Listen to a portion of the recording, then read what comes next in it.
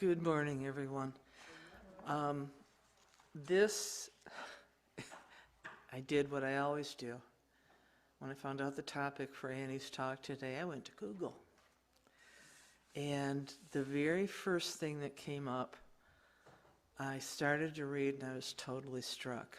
It is a chapter from a book by Margaret J. Wheatley, and it was actually aimed at educators, particularly in secondary education. This particular chapter is titled Willing to be Disturbed. As we work together to restore hope to the future, we need to include a new and strange ally, our willingness to be disturbed. Our willingness to have our beliefs and ideas challenged by what others think. No one person or perspective can give us the answers we need to the problems of today. Paradoxically, we can only find those answers by admitting that we don't know.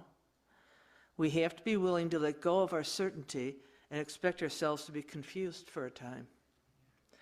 We weren't trained to admit we don't know. Most of us were taught to sound certain and confident, to state our opinion as if it were true.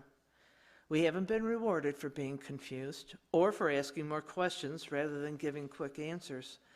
We've also spent years listening to others, mainly to determine whether we agree with them or not.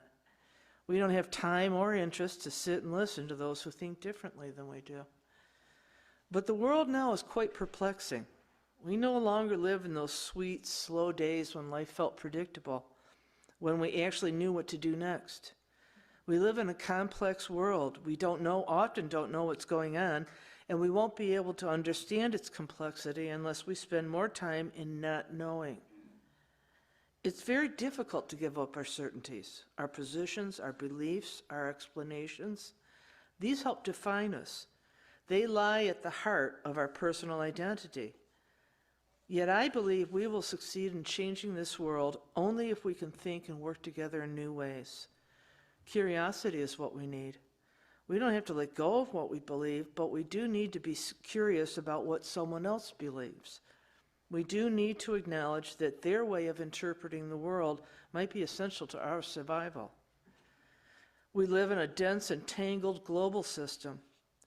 Because we live in different parts of this complexity, and because no two people are physically identical, we each experience life differently.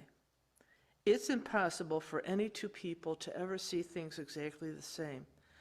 You can test this out for yourself. Take any event that you've shared with others, a speech, a movie, current event, a major problem, and ask your colleagues and friends to describe their interpretation of that event. I think you'll be amazed at how many different explanations you'll hear. To be curious about how someone else interprets things, we have to be willing to admit that we're not capable of figuring things out alone. If our solutions don't work as well as we want them to, if our explanations of why something happened don't feel sufficient, it's time to begin asking others about what they see and think. There are many ways to sit and listen for the differences. Lately, I've been listening for what surprises me. What did I just hear that startled me? This isn't easy. I'm accustomed to sitting there nodding my head to those saying things I agree with. But when I notice what surprises me, I'm able to see my own views more clearly, including my beliefs and assumptions. Noticing what surprises and disturbs me has been a very useful way to see invisible beliefs. If what you say surprises me, I must have been assuming something else was true. If what you say disturbs me, I must believe something contrary to you. My shock at your position exposes my own position. When I hear myself saying, "How could anyone believe something like that?" a light comes on for me to see my own beliefs. These moments are great gifts. If I can see my beliefs and assumptions, I can decide whether I still value them. I hope you'll begin a conversation, listening for what's new. Listen as best you can for what's different, for what surprises you. See if this practice helps you learn something new. Notice whether you develop a better relationship with the person you're talking with.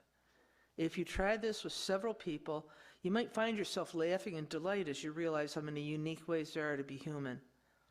We have the opportunity many times a day, every day, to be the one who listens to others, curious rather than certain. But the greatest gift of all is that listening moves us closer. When we listen with less judgment, we always develop better relationships with each other. It's not differences that divide us. It's our judgments about each other that do. Curiosity and good listening brings us back together.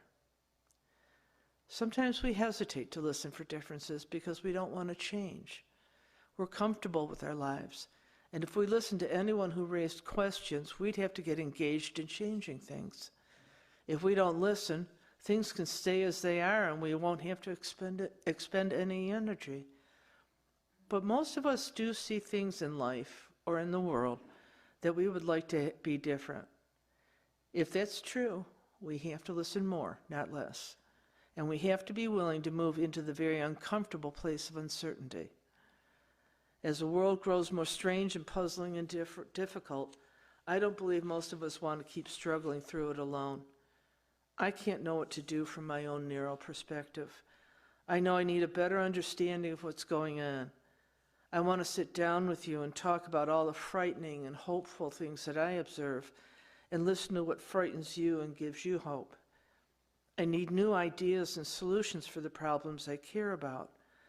I know I need to talk to you to discover those. I need to learn to value your perspective, and I want you to value mine. I expect to be disturbed by what I hear from you. I know we don't have to agree with each other in order to think well together. There's no need for us to be joined at the head. We are joined by our human hearts.